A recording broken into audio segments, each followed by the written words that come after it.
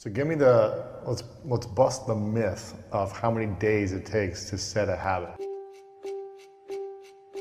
If you do something every single day, and maybe it changes for each person, but what's the science or the statistics say about how long it takes to form a positive or negative habit, I guess? So 21 days is the thing you hear all the time, 30 days, 100 days, whatever. Right now, 66 days is making the rounds. There was one study done that found that 66 days was the average for how long it takes. And as a rule of thumb, I don't think it's terrible. Like, you should remind yourself, yeah, this is gonna be months of work. It's not just gonna be something quick. But even within that study, the range was quite wide. So if you did something simple, like drink a glass of water at lunch each day, it would take like 3 weeks. If you did something more difficult, like go for a run after work every day, that would be like 7 or 8 months. Well, the honest answer to how long it takes to build a new habit is forever, because if you stop, then it's no longer a habit. It's a constant choice and a decision, right? Sometimes people ask like, oh, how can I double my productivity or something like that? And you'll see articles like that all the time, like follow this 1 5-minute trick to double your productivity. But the real answer to most of that stuff is like, get 8 hours of sleep a night, exercise, don't eat like crap, and then instantly you have this boost of productivity and motivation. Exactly. You have energy. The fundamentals are covered 90% of it. Yeah, exactly. What are the 5 non-negotiable habits for you on a daily basis? For me specifically, I think there are a few core habits that are going to serve everybody and certainly serve me well. So exercise is a huge one.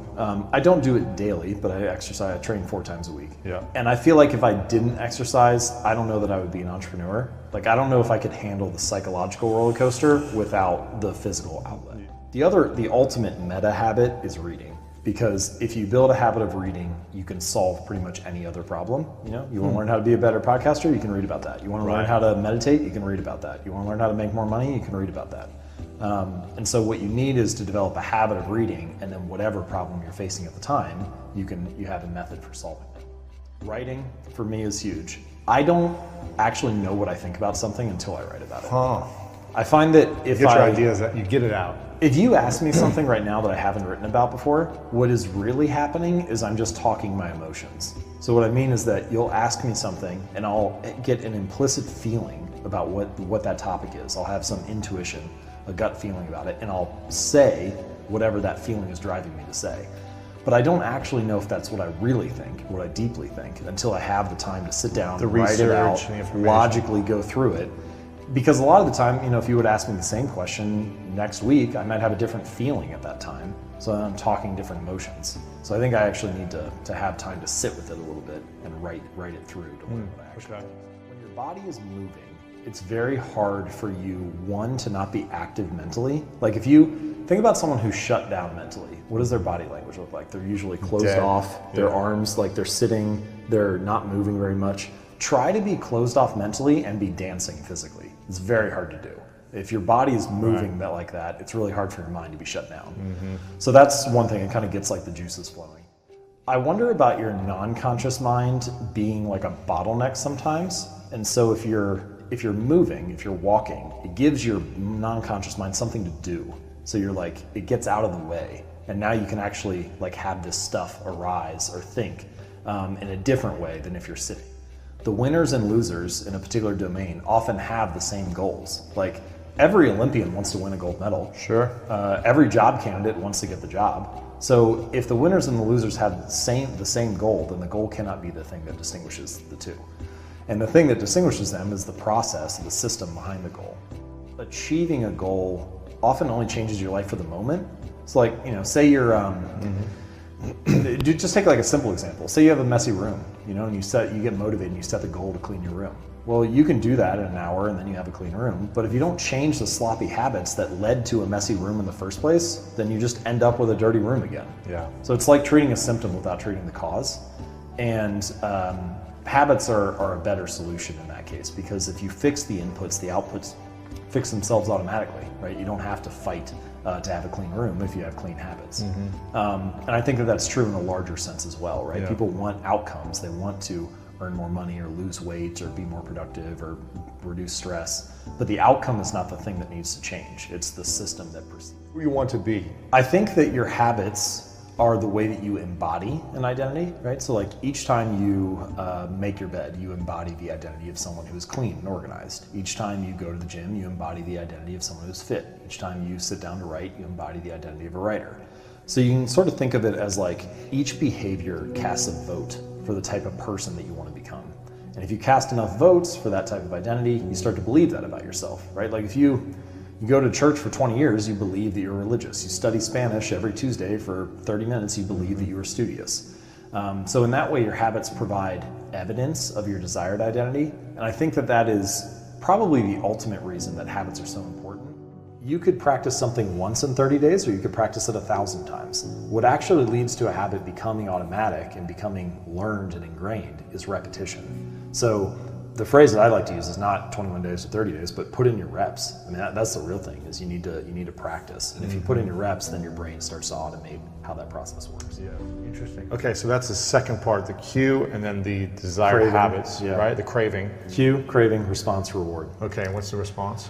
So this is mostly about making it easy. So this is the habit itself, and the easier a habit is, the less friction there's associated with the habit, the more likely you're going to be to do it. So the way that I like to describe this, imagine you have like a hose, right? And there's a bend in the middle. There's a little bit of water trickling out. If you want to increase the amount of water going through the hose, you have two options. You could either crank up the valve and force more water through, or you could just remove the bend and let it flow through naturally. And a lot of the time, advice is centered on cranking up the valve. It's like you need to try harder, you need grit, you need perseverance, you need motivation, you need to overcome the obstacles in your life. And all those things are fine, but I think they're all short-term solutions. You might be able to do that for a day or a week, but I've never consistently seen someone stick to positive habits in a negative environment. It's really hard to fight that day in and day out. Mm-hmm. So the solution, I think, is to reduce friction. And there are a ton of ways you can do this. One way is just to scale the habit down, make it as easy as possible. Master the art of showing up. Like I had a reader who ended up losing over 100 pounds. And one of the things that he did was he went to the gym, but he wasn't allowed to stay for longer than 5 minutes. So he would show up, be there, do like half an exercise, 5 minutes would go, he'd leave. He did this for like 6 weeks.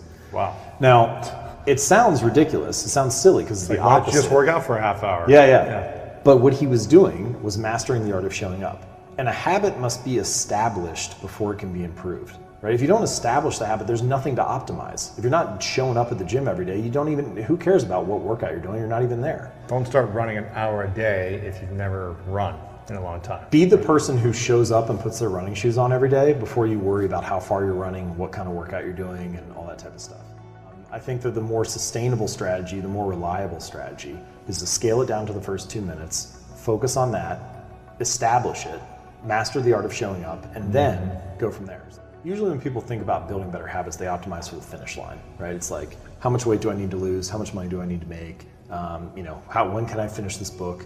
It's all focused on the result. But I think instead, if you optimize for the starting line, make it as easy as possible to start, scale it down, organize your environment so that all that stuff is set up. This is another strategy for making it easy, which is that you can prime your environment to make the future action easier, right? Like if you chop up a bunch of vegetables and fruit on Sunday, it's now easier to have a healthy snack during the week.